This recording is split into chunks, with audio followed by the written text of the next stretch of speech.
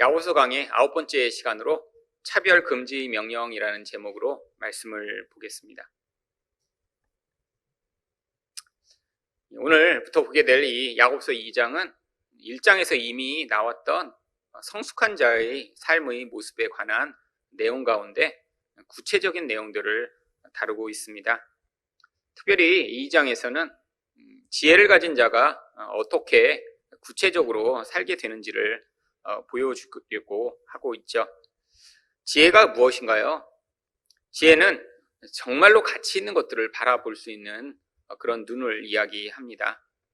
성경적 용어로 이야기하면 선과 악을 분별하여 선을 선택할 수 있는 것을 지혜라고 하겠죠. 인간은 뱀의 유혹을 받아 참 지혜의 근원이신 하나님을 버리고 자기 스스로 좋은 것과 나쁜 것을 판단하게 되면서 지혜롭게 된 것이 아니라 미련하게 되어 버렸습니다.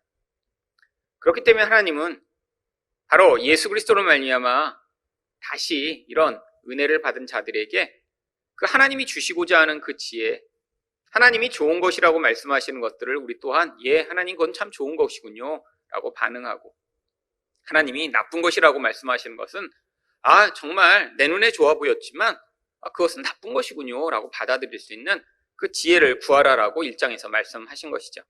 그래서 1장 5절 말씀에 너희 중에 누구든지 지혜가 부족하거든 모든 사람에게 후히 주시고 꾸짖지 아니하시는 하나님께 구하라. 그리하면 주시리라. 여러분, 하나님이 우리에게 주시고자 하는 이 지혜는 결국 구원받은 자라면 반드시 가져야 하는 것입니다. 우리에게 구원이 필요한, 결국 이런 죄악된 삶으로 살아가게 만드는 가장 중요한 영향력이 도대체 뭐가 좋은지를 하나님의 뜻대로 판단하지 않고 내 기준, 눈에 보이는 기준, 아니면 세상 사람들이 좋다라고 하는 것을 자꾸 좋은 것이라고 받아들이면서 거기서부터 모든 문제가 발생하기 때문이죠.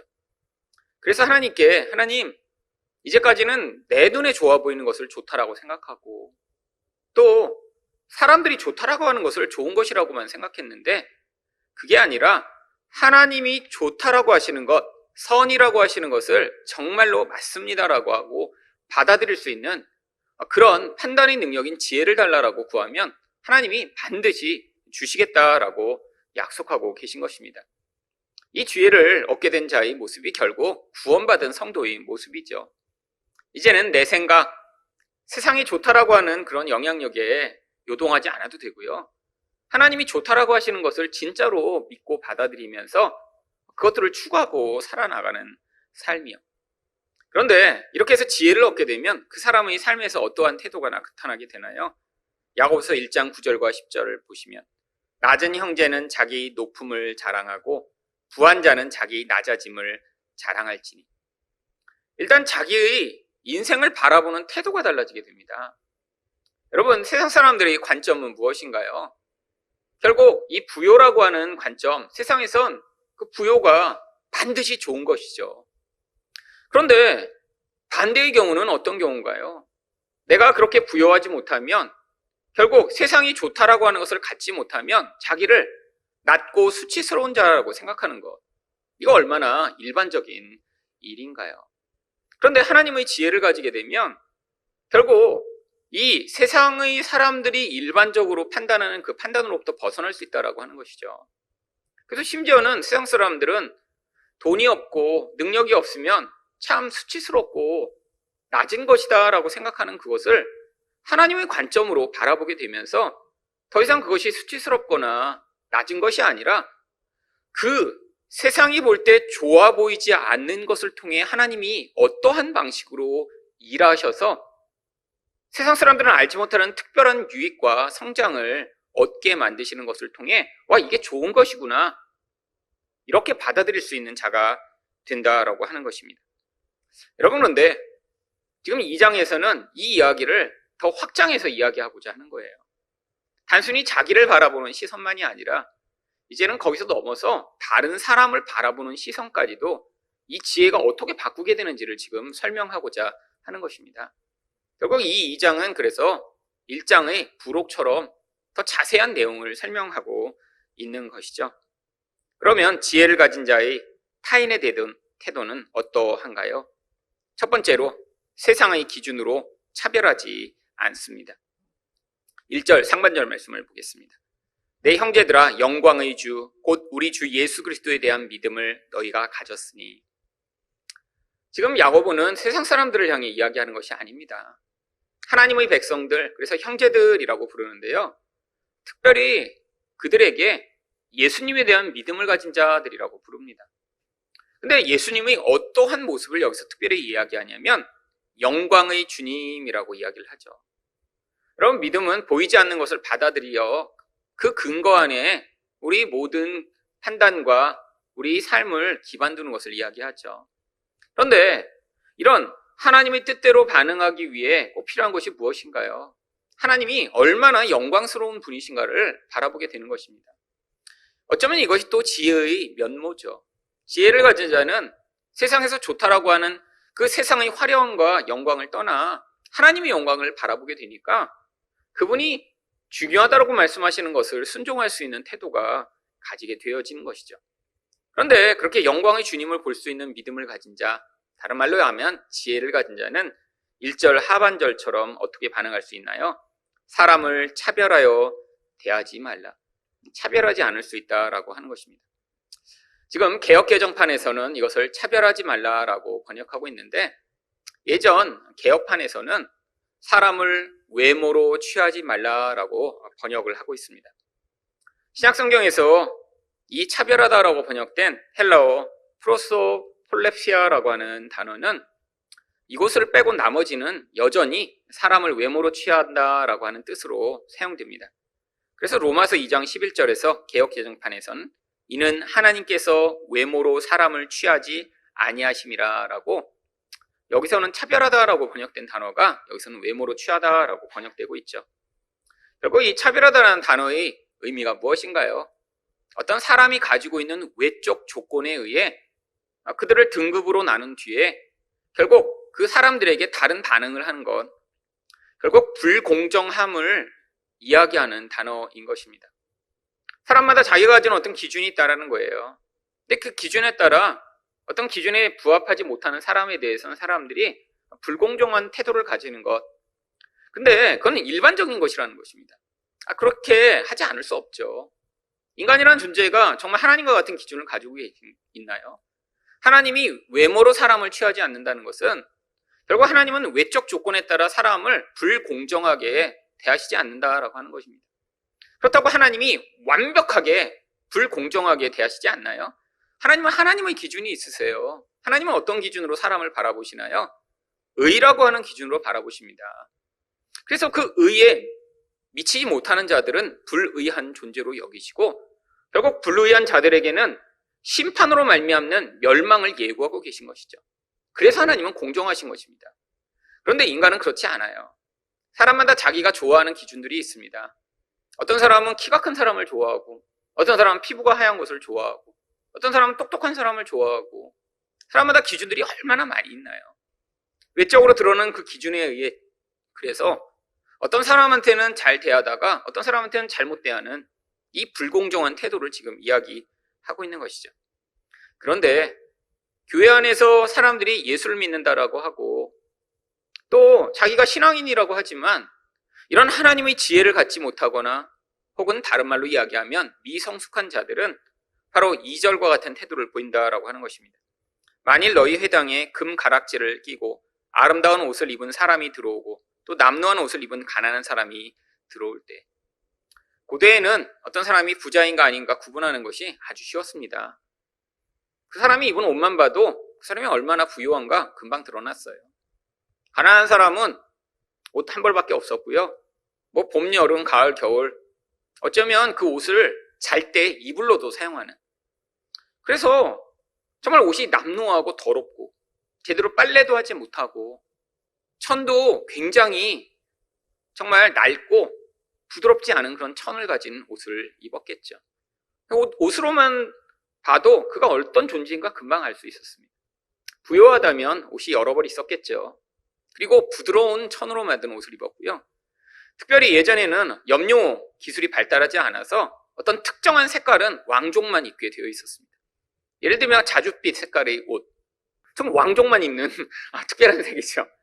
왜냐하면 이 자줏빛은 일반적으로는 만들 수 없어서 소라 고둥에서 수천 마리를 그 소라 고둥을 다 뽑아서 짜야 거기서 아주 작은 양의 자줏빛이 나왔기 때문에 이 자줏빛 염료를 만들기 위해서는 노예들이 한 달간 일해야 겨우 한 명의 옷을 만들 수 있었다고 해요.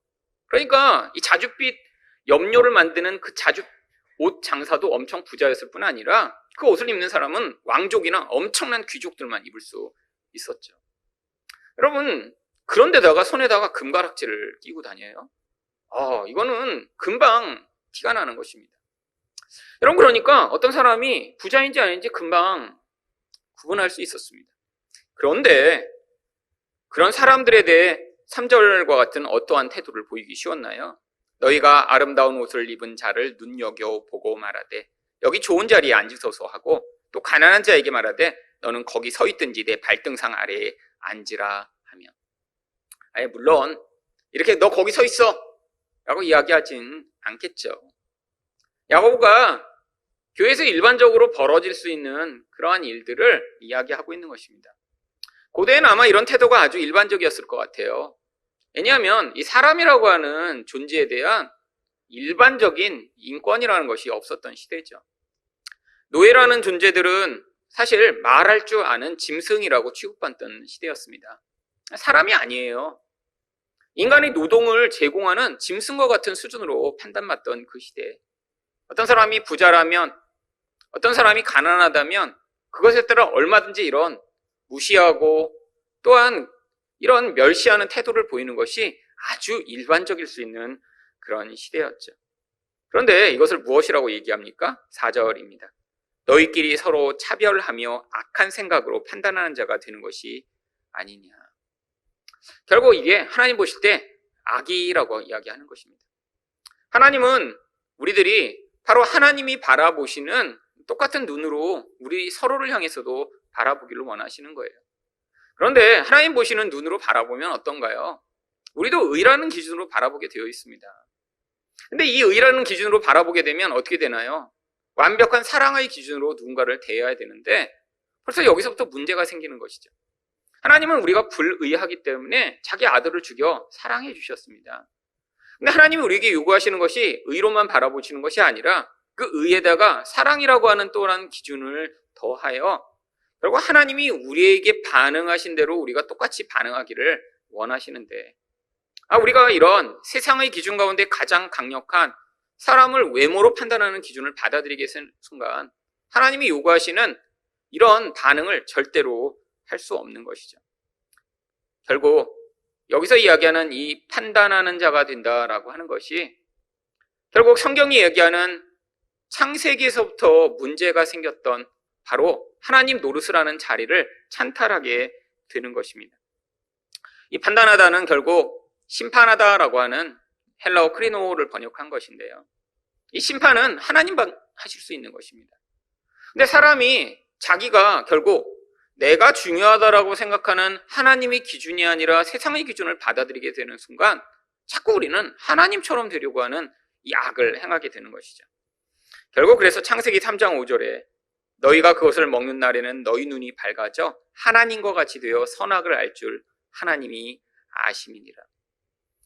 결국 예수 믿는다고 하지만 미성숙하게 되면 결국 하나님의 선과 악이 아닌 세상의 선과 악의 기준을 그대로 가지고 있으면서 결국 하나님처럼 되려고 하는 이 심판과 판단을 하게 되는 그 악을 계속 행하게 되는 것이죠.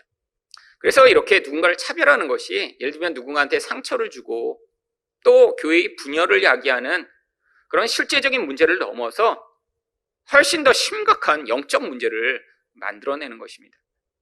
여러분, 우리 또한 얼마나 많은 기준들을 가지고 있나요?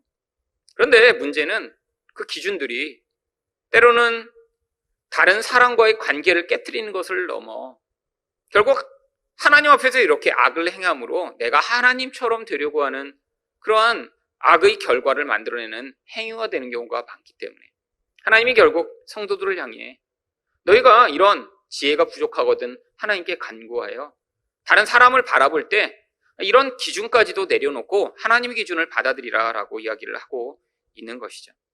두 번째로 지혜를 가진 자의 타인에 대한 태도는 어떠한가요? 영적으로 부요한 가난한 자들을 존중합니다. 여러분, 세상이 왜 이 가난이라고 하는 것을 그렇게 낮고 또 수치스럽고 악한 것으로 여기게 되나요? 결국에는 이 가난이 가져오는 어떠한 결과 때문이죠.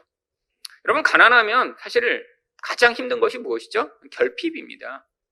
무엇인가 원하는 것을 내 마음대로 얻을 수가 없어요. 여러분은 내 영적으로 이 결핍이라는 것은 아주 많은 하나님의 은혜를 경험하게 만드는 통로입니다. 5절 상반절 말씀을 보시면 내 사랑하는 형제들아 들을지어다 하나님이 세상에서 가난한 자를 택하사 믿음에 부요하게 하시고. 여러분, 왜 결핍이 하나님의 관점에서는 굉장히 중요한 은혜의 통로가 될까요? 인간은 만약에 이런 결핍이라는 것을 경험하지 않고 풍요하고 그 풍요가 자신의 욕구를 다 채워준다고 생각하면 절대로 하나님을 향해 자발적으로 방향을 돌릴 수가 없는 존재입니다.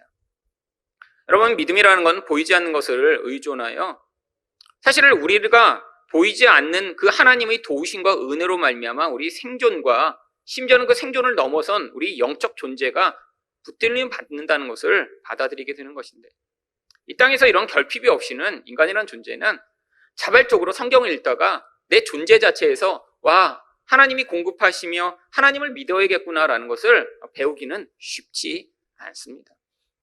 여러분, 인간은 전존적으로 하나님을 경험해야 되는 존재예요. 여러분, 아이들한테 아무리 좋은 이야기를 해주어도 사실은 진짜 자기가 그 상황에서 그것들을 경험하기 전에는 사실 부모가 좋은 이야기 하는 것이 잘 통하지가 않습니다. 그래서 가르치다 나중에 무슨 얘기를 해요? 야, 너도 나중에 애 좀 키워봐. 이런 얘기 하는 거예요. 아니, 나는 얘기를 하지만 왜 못 알아듣지? 너무 당연해요. 근데 나중에 무슨 얘기를 합니까? 이제 애를 키우고 그때서야 그때 아빠가 했던 말, 이제 엄마가 했던 말 무슨 얘기인지 알 것 같아. 결국 머리로만 배울 수 없다라는 것이죠. 자기 삶 가운데 자기가 결핍을 경험하고 불완전함을 경험하고 또한 좌절과 실패를 경험하면서 그때야 배울 수 있는 그런 겸손한 자리에 서게 되는 것입니다. 하나님은 그래서 우리를 변화시키실 때 영적으로만 변화시키지 않으세요. 여러분, 우리가 원하는 건 그런 게 아닌가요? 이렇게 예배드리다가 짠 변하는 거예요. 기도하다가 그냥 갑자기 기도의 문을 열고 나왔더니 사람이 얼굴에서 빛이 나면서 새로운 사람이 되는 거예요. 여러분, 만약에 그렇게 변화되는 게 너무 현저하다면 아마 이 기도실은 아마 매일 10,000원일 것입니다. 1시간만 들어갔다 나오면 사람이 막 얼굴에 빛이 나면서 죄가 확 벗어지고 굉장히 막 정말 새로워져요. 여러분, 근데 그런 일은 잘 없습니다. 왜죠? 하나님이 우리 전 존재의 기반이 사실은 지금 잘못된 것에 기반하고 있는데, 지적으로 성경을 좀 배우고 기도 조금 하면 변화시키는 그런 수준이 아니라 내 전 존재의 기반을 이루고 있는 눈에 보이는 것에 의존된 나의 기반 전체를 뒤흔드셔서 그 눈에 보이는 기반이 나의 인생을 책임질 수 없다는 것을 내 전 존재로 받아들이도록 우리 인생 가운데 개입해 오셔야 그제서야 이 눈에 보이는 것이 전부가 아니구나, 그것보다 뛰어나고 그것보다 더 중요한 것이 있구나라는 사실을 그제서야 받아들일 수 있는 자리에 서기 때문이죠.